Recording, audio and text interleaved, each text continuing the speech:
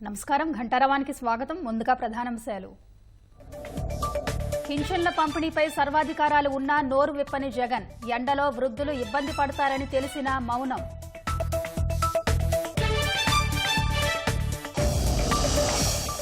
కాపుల కోసం మేనిఫెస్టోలో పెట్టిన హామీలను నెరవేర్చని జగన్. 10,000 కోట్లు ఖర్చు చేస్తానని ప్రకటించి మోసం.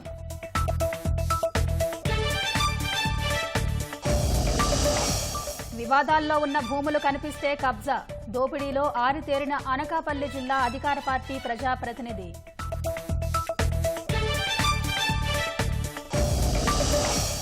ఓటర్లకు ఉదయగిరి వైకాపా ఎమ్మెల్యే రాజగోపాల్ రెడ్డి బెదిరింపులు.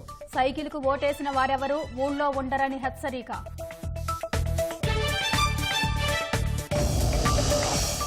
సందేశ్ ఖాళీ కేసులో బంగాల్ సర్కార్ తీరును తప్పుపట్టిన సుప్రీంకోర్టు. ప్రైవేట్ వ్యక్తుల కోసం సర్వోన్నత న్యాయస్థానానికి వస్తారా అని ప్రశ్న.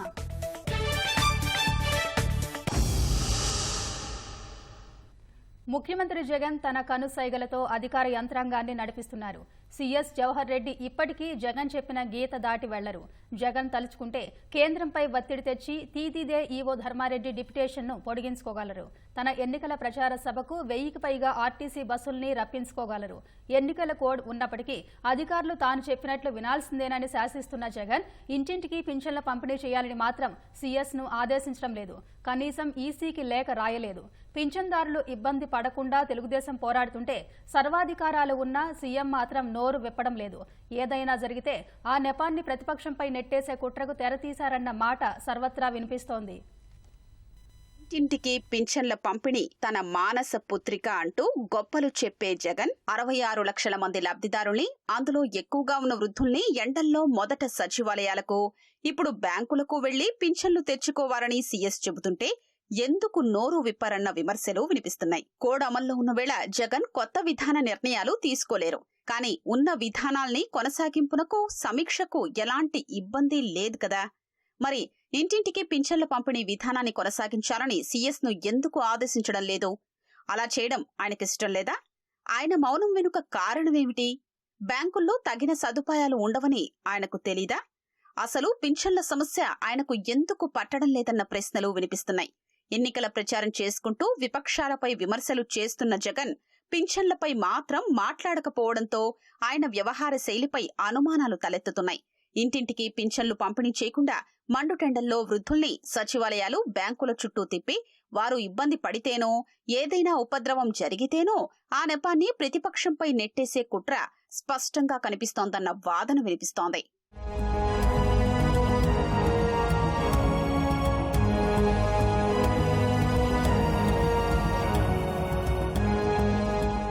తెలుగుదేశం అధినేత చంద్రబాబును 5 ఏళ్లుగా జగన్ సేవలో తరిస్తున్న అధికారులు ప్రధాన ప్రతిపక్ష నేతగానూ గుర్తించడం లేదు.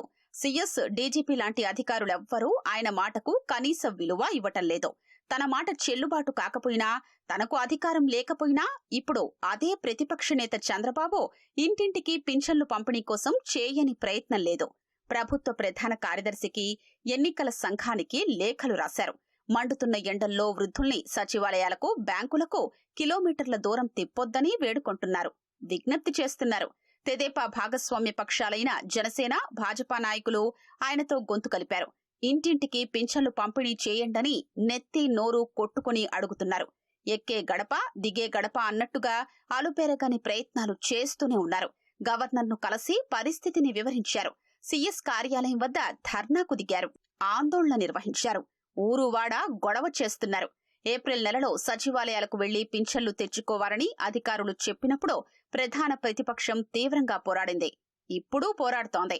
మండుటెండల్లో వృద్ధుల్ని తిప్పడం సరికాదు, పింఛన్లు ఇంటికే తీసుకెళ్లివ్వండి మహాప్రభో అని ఎలుగెత్తి చాటుతోంది. సర్వశక్తులు ఒడ్డుతోంది. వృద్ధులు, ఇతర లబ్ధిదారుల క్షేమాన్ని కోరుతూ అంతగా పోరాడుతోంది. ఇంటింటికి పింఛన్లు పంపిణీ చేసేలా చూడాల్సిన అధికార పార్టీ మౌనం వహించడం, ఏ అధికారాలు, ఏ పాత్ర లేని ప్రతిపక్షం ఆ బాధ్యత తీసుకోవడం, దేశంలో ఇలాంటి విచిత్ర పరిస్థితి మన రాష్ట్రంలోనే చూస్తున్నామన్న వాదన వినిపిస్తోంది.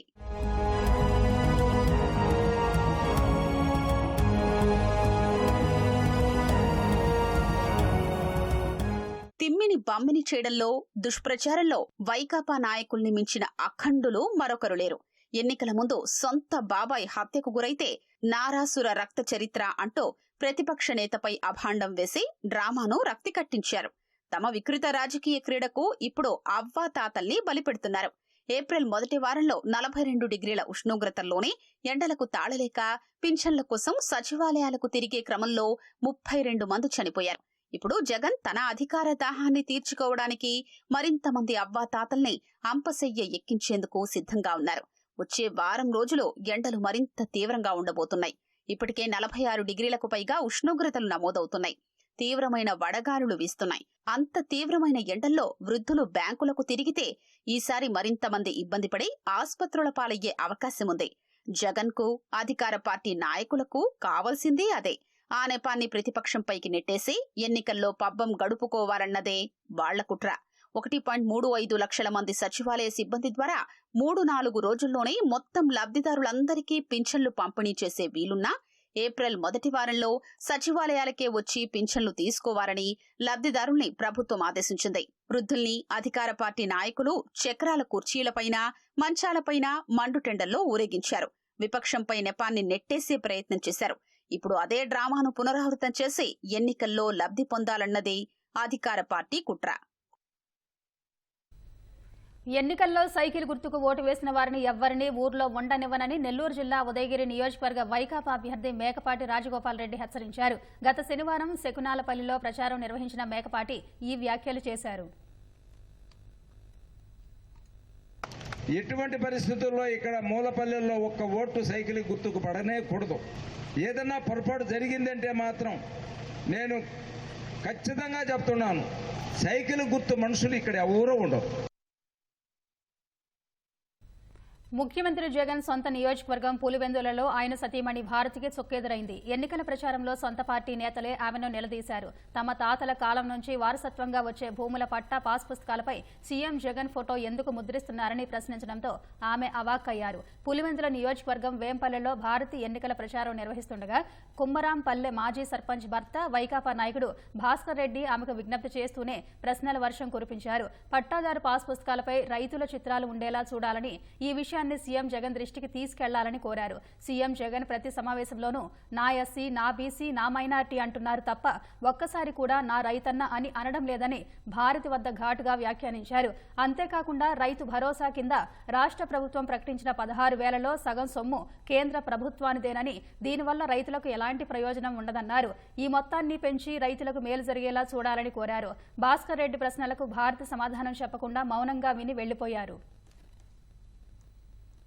ఏం లేదు మేడం, ఇప్పుడు జగన్మోహన్ నా ఎస్సీ, నా మైనారిటీ అన్ని రకాలుగా ఒకసారి నా స్పీచ్ అనడం ఇదన్నప్పుడు కేవలం 6,000 రూపాయలు భరోసా చెప్తాను. 6,000 రూపాయలు 8,000 రూపాయలు మన రాష్ట్ర ప్రభుత్వం నిధులు.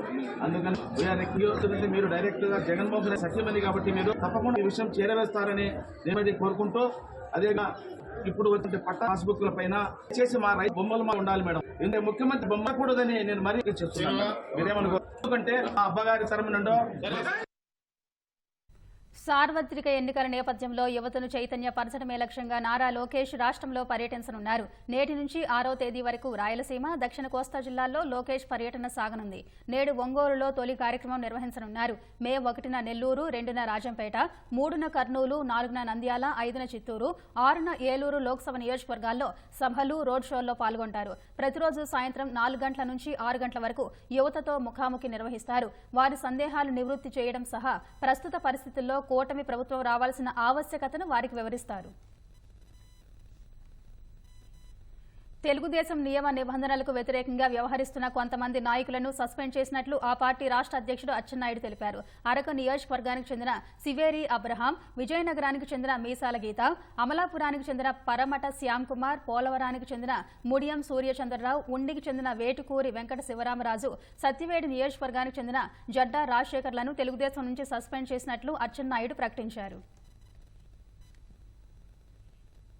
రాష్ట్రంలో ఎన్నికల తనిఖీల్లో భారీగా నగదు బంగారాన్ని అధికారులు స్వాధీనం చేసుకున్నారు. ఇప్పటి వరకు 119 కోట్ల రూపాయల సొత్తు దొరికింది. కోనసీమ జిల్లా రావులపాలెం మండలం గోపాలపురం చెక్పోస్ట్ వద్ద 6 కోట్ల విలువైన బంగారం, వెండి ఆభరణాలను స్వాధీనం చేసుకున్నట్లు సిఐ ఆంజనేయులు తెలిపారు. వాటికి సంబంధించి పత్రాలు లేనందున సీజ్ చేశామన్నారు. హైదరాబాద్ నుంచి నెల్లూరుకి వందే భారత్ ఎక్స్ప్రెస్ లో తరలిస్తున్న 50 లక్షల రూపాయల డబ్బును రైల్వే పోలీసులు పట్టుకున్నారు.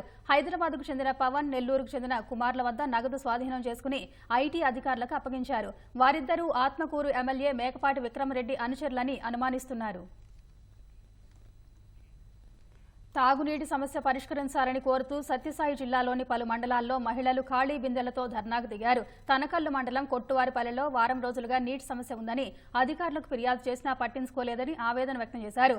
మండల పరిషత్ కార్యాలయం ఎదుట ఖాళీ బిందెలతో నిరసన తెలియజేశారు. గాండ్లపెంట మండలం రెక్కమానులో తాగునీటి సమస్య పరిష్కరించాలని కోరుతూ కదిరి రాయచోటి ప్రధాన రహదారిపై మహిళలు ఆందోళన చేపట్టారు. సచివాలయ సిబ్బందికి సమస్యను విన్నవించినా పట్టించుకోవడం లేదని వాపోయారు.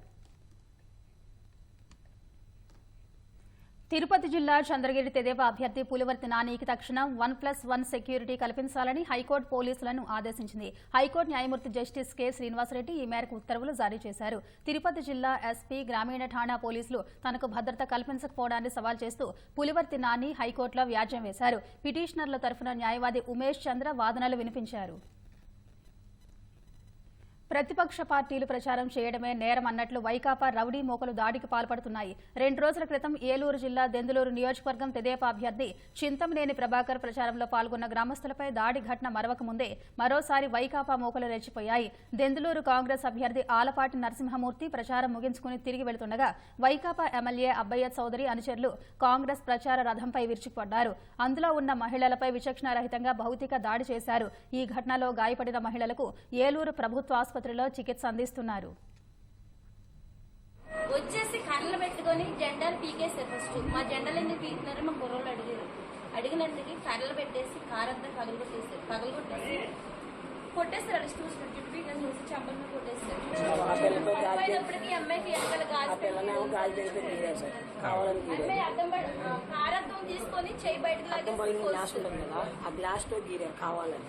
ఆడపిల్లలను కడ లేకుండా కొడతామేంటి సార్ మమ్మల్ని?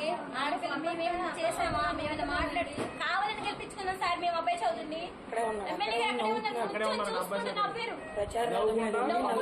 ఉన్నారు. పోలీసులు అన్న కూడా ఆపలేదు. మమ్మల్ని కొడుతున్నా సరే ఏదో ఇలా జరుగుతున్నారు కానీ ఎందుకు కొడుతున్నారు, ఎందుకు అట్లా అద్దాలు పగలు కొట్టారు, ఎందుకు జెండాలు తీసారన్న మాట అడగదు సార్. అబ్బాయి చౌదరి గారండి ఆయన ఆపుకుంటూ చూస్తున్నాడండి. ఎక్కడైంది నన్ను కొట్టారని మా ఆయన అడిగితే మా ఆయన కొట్టించి తీసుకెళ్లి కార్లో పెట్టించారండి. పోలీసులు ఎంత మట్టిగా అబ్బాయి చౌదరికి సపోర్ట్ చేస్తున్నారండి. ఏకంగా 10,000 కోట్లు ఖర్చు చేస్తామంటూ గాలమేశారు. నిజమని భావించి అంతా వైకాపా వాళ్లకు చిక్కి ఓట్లేశారు. అధికారం చేపట్టాక ప్రతిపక్షాలను నిందించడానికి కోటలు దాటే మాటలు చెప్పారు. ఆ మాటల మాయలో మరోసారి పడిన కాపు సామాజిక వర్గం సీఎం జగన్ చేతిలో దగా పడినట్లు గుర్తించేసరికి 5 ఏళ్ల కాలం ముగిసిపోయింది. కాపులకు మేనిఫెస్టోలో ఇచ్చిన ఏకైక హామీని వైకాపా ప్రభుత్వం నెరవేర్చకుండా దర్జాగా మోసం చేసేసింది. కాపు కార్పొరేషన్కు 10,000 కోట్లు ఖర్చు చేస్తామంటూ వైకాపా గత మేనిఫెస్టోలో ఘనంగా ప్రకటించింది. కాపుల సంక్షేమం, అభివృద్ధిపై ఏమాత్రం శ్రద్ధ, చిత్తశుద్ధి ఉన్నా ఈ హామీ అయినా పక్కాగా అమలై ఉండాలి. కానీ వైకాపా ప్రభుత్వం చెయ్యలేదు. పైగా గత తెలుగుదేశం ప్రభుత్వం ఇచ్చిన పథకాలకు గండి కొట్టింది.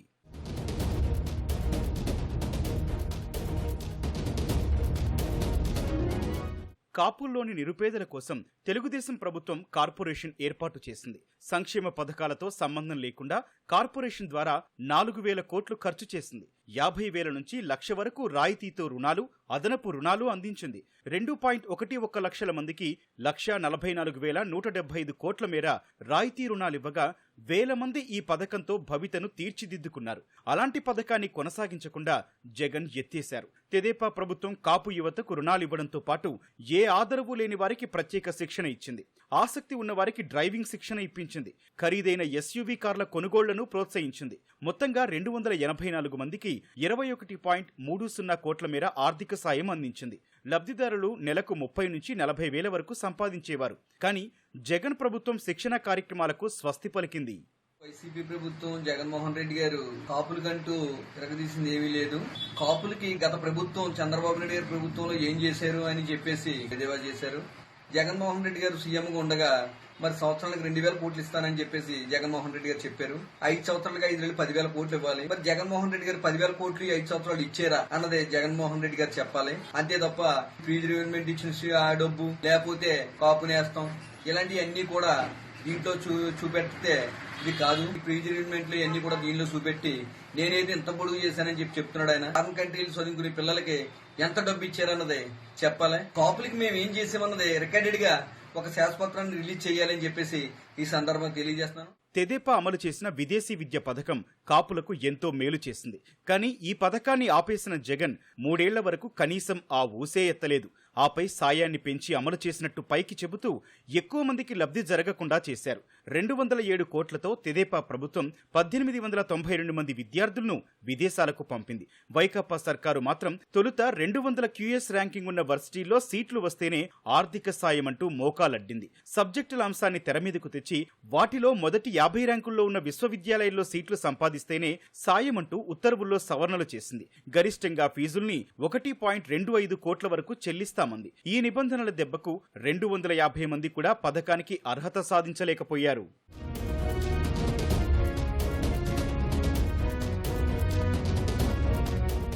కాపుల రిజర్వేషన్ కలకు తెదేపా ప్రభుత్వం దారి చూపి ఈడబ్ల్యూఎస్ కోటా 10%లో 5% వారికే కల్పించింది. కానీ జగన్ అధికారంలోకి రాగానే వాటిని రద్దు చేశారు. దీనిపై ఎవరూ నోరెత్తకుండా నియంత్రించారు. 2014-19 మధ్య 40,000 మంది కాపు యువతకు తెదేపా ప్రభుత్వం వివిధ అంశాల్లో నైపుణ్య శిక్షణ ఇచ్చింది. విద్యోన్నతి పథకం కింద సివిల్స్ పరీక్ష రాసే వారికి ఉచిత శిక్షణ కల్పించింది. ప్రభుత్వ ఖర్చుతో అభ్యర్థులు కోరుకున్న నగరాల్లో శిక్షణ ఇప్పించింది. జగన్ మాత్రం ఆ దిశగా చర్యలు చేపట్టలేదు. జగన్మోహన్ రెడ్డి గారి ప్రభుత్వం కాపులకి అది చేసాం ఇది చేసామని చెప్పడమే తప్ప ఎక్కడా కూడా కాపులకి కాపు కార్పొరేషన్ లో సుమారు 10,000 కోట్లు ఇస్తానని చెప్పి ఎలక్షన్ ముందు ప్రకటించినటువంటి వైఎస్ జగన్మోహన్ రెడ్డి గారు ఇంతవరకు ₹1 కూడా కాపు కార్పొరేషన్ ద్వారా ఏ ఒక్క విద్యార్థికి కానీ ఎవరికి కూడా అందలేదు. పైగా మేము కాపులకి ఏదో చేస్తున్నటువంటి వైఎస్ఆర్ ప్రభుత్వం ముఖ్యమంత్రి జగన్మోహన్ రెడ్డి గారు కాపు మహిళలని ఎంతో అతి కొద్ది మందికి ఆయన వేసి ఇదంతా కాపులకు చేశానని చెప్పుకోవడం చాలా హాస్యాస్పదంగా ఉంది. కాపు కూడా కాపు కార్పొరేషన్ ద్వారా ₹1 కూడా ఇవ్వని ప్రభుత్వం ఏదైనా ఉంది అంటే అది వైఎస్ఆర్ ప్రభుత్వాన్ని ఈ సందర్భంగా చెప్పుకుంటున్నాం. శుభకార్యాలకు చిన్న ఫంక్షన్ హాల్ అయినా రోజుకు 20,000 నుంచి 2 లక్షల వరకు చెల్లించాలి. కాపు భవనాల్లో ఉచితంగా జరుపుకోవచ్చనే ఉద్దేశంతో తెదేపా ప్రభుత్వం అడుగులు వేసింది. 145.15 కోట్ల రూపాయలతో 500 మినీ కాపు భవనాల నిర్మాణం చేపట్టింది. వీటిని పూర్తి చేయకుండా జగన్ సర్కారు మధ్యలోనే వదిలేసింది. తెదేపా ప్రభుత్వం ఇచ్చిన నిధుల్ని వెనక్కి తీసేసుకుంది. తీవ్ర వ్యతిరేకత రావడంతో ఎన్నికల వేళ కొన్ని చోట్ల పనులు కొనసాగిస్తున్నారు. ఆర్భాటంగా ప్రకటించిన కాపు నేస్తం పథకానికి నిబంధనల కొర్రీలు వేసి 5 ఏళ్లలో 2,000 కోట్లే ఖర్చు చేసింది. ఆయన కొండలకు కన్నాలు వేసే బాబు, అప్పనంగా భూములు దోపిడీ చేయడంలో రాజు. అనుమతి కొంత, గ్రావెల్ తవ్వేసేదేమో అంతా. సెజ్లోని పరిశ్రమల యజమానులను బెంబేలెత్తించడం, ఇష్టానుసారం వసూళ్లకు పాల్పడడం ఆ ప్రజాప్రతినిధి నైజం. కాదంటే గన్ను తీసి గురిపెట్టి బెదిరించి తనకు తానే పవర్ఫుల్ అని ప్రకటించుకుంటారు.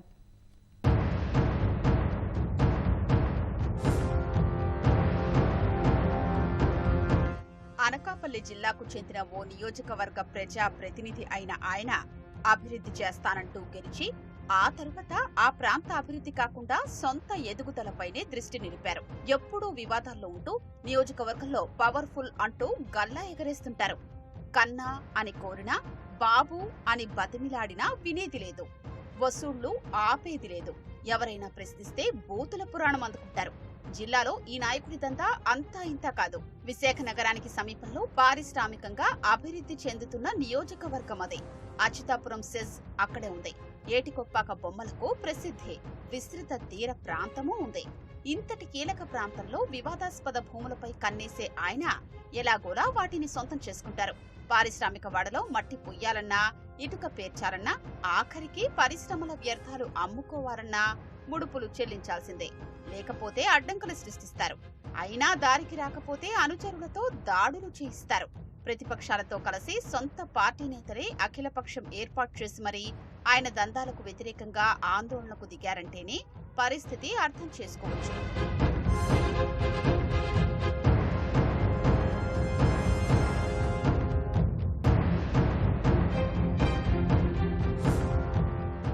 భూములన్నా గ్రావెలన్నా ఆ నేతకు ఎంతో ఇష్టం.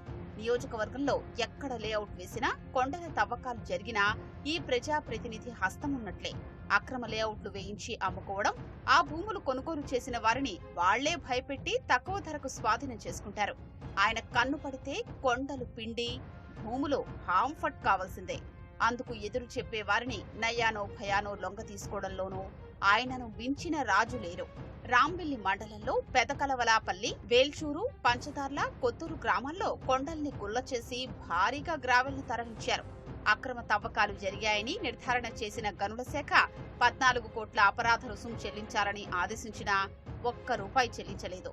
ఆ ప్రాంతంలో ఎవరు గుత్తేదారులుగా ఉన్నా అవసరమైన గ్రావెల్ ఈయనే సరఫరా చేస్తారు. దొప్పెర్ల మండలంలో బాబా అటామిక్ రీసెర్చ్ సెంటర్ కు అవసరమైన గ్రావెల్ ను ఈయనే తరలించారు. నునపర్తి, నడింపల్లి గ్రామాలతో పాటు పోలవరం ఎడమ కాలువ గట్టుపై ఉన్న కంకరను పూర్తిగా కొల్లగొట్టారు. అచ్యుతాపురం సెజ్ లో ఓ టైర్ల కంపెనీ కొత్తగా స్థాపించారు. ఆ స్థలాన్ని చదును చేయగా వచ్చిన సుమారు 1,00,000 క్యూబిక్ మీటర్ల గ్రావెల్ ను ఈ నేతే విక్రయించి సొమ్ము చేసుకున్నారు. గ్రావెల్ తరలింపునకు వీలుగా సెజ్ కు ఉండాల్సిన రక్షణ గోడను పగలగొట్టించి మరీ ఈ వ్యాపారం కొనసాగించారు.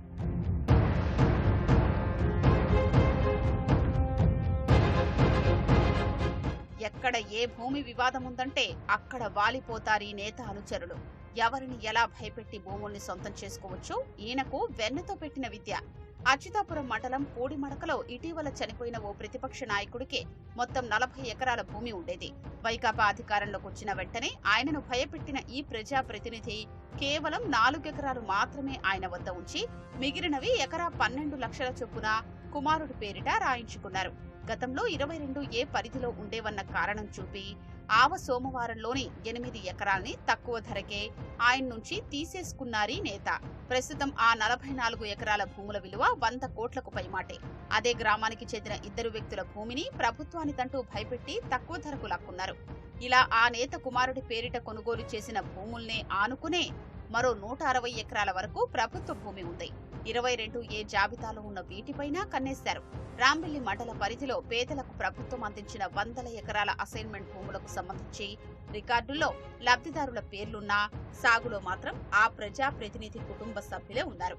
ఇందుకు ప్రతిగా ఏటా లబ్ధిదారులకు ఎంతో కొంత ముట్ట చెబుతున్నారు.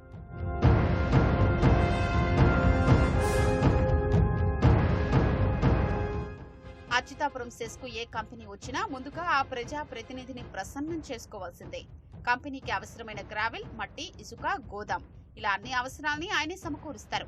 ట్రాన్స్కో సబ్స్టేషన్ నిర్మాణ పనుల్ని ఒక మంత్రి అనుచరుడు దక్కించుకోగా తన రాజ్యంలో ఆయన పెత్తనం ఏమిటంటూ ఏకంగా నిర్మాణ పనుల్నే అడ్డుకున్నారీ నేత. సెజ్ లో ఫ్లైవుడ్ తయారు చేసే ఒక పరిశ్రమ యాజమాన్యాన్ని బెదిరించి ఆ ఉత్పత్తుల్ని తన గోదాంలోనే దాచుకోవాలని హుకుం జారీ చేశారు. అసలు ఆ గోదామే అక్రమ నిర్మాణమనే ఆరోపణలు ఉన్నాయి. అందులో ఆ పరిశ్రమ వారు సరకు దాచుకుని లక్షల్లో అద్దె చెల్లించాల్సి వస్తోంది. ఫెర్రో పరిశ్రమ నుంచి వచ్చే ఫ్లై యాష్ వ్యర్థాల అమ్మకాలు ఈ నాయకుడి కనుసన్నల్లోనే సాగాలి. ఇటీవల ఈ బూడిద అమ్మకాల వ్యవహారంలో ఓ మంత్రి అనుచరులకు, నేత అనుచరులకు మధ్య బాహాబాహీ జరిగింది. అచ్యుతాపురం సమీపంలో మాజీ సైనికుడి భూమి తక్కువ రేటుకే కొనుగోలు చేశారు. ఆ భూముల చుట్టూ పంచాయతీ నిధుల నుంచి సీసీ రహదారులు నిర్మించి విలువ పెంచుకున్నారు. ఇప్పుడు అదే భూమిని ఆనుకుని జగనన్న స్మార్ట్ టౌన్షిప్ నిర్మాణం జరిగేలా చూశారు. ఆ భూమి విలువను మరింత కొండెక్కించారు. పరిశ్రమల CSR నిధుల్ని సైతం ఎక్కడ వినియోగించాలో ఈ నాయకుడే చెబుతారు. ఆ నిధులతో చేపట్టే అభివృద్ధి పనుల్ని ఈయన అనుచర గణమే గుత్తేదారు అవతారం ఎత్తుతుంది. ఆ నేతను నమ్మి పారిశ్రామిక వాడకు భూములిచ్చిన వారు ఇంకా పూరి గుడిసెల్లోనే మగ్గుతున్నారు. ఆయన మాత్రం కొండకర్ల ఆవను ఆనుకుని భారీ అతిథి గృహం, విశాఖ నగరంలో దేవాదాయ భూముల్ని ఆక్రమించి విశాలమైన ఇంటిని నిర్మించారని చెబుతుంటారు. తీసుకున్న డబ్బు తిరిగి చెల్లించాలని ఇంటికి వెళ్లి అడిగిన సెజ్లోని ఒక గుత్తేదారుడిపై ఏకంగా తుపాకీ గురిపెట్టి చంపుతానని బెదిరించిన ఘనత ఈయనది.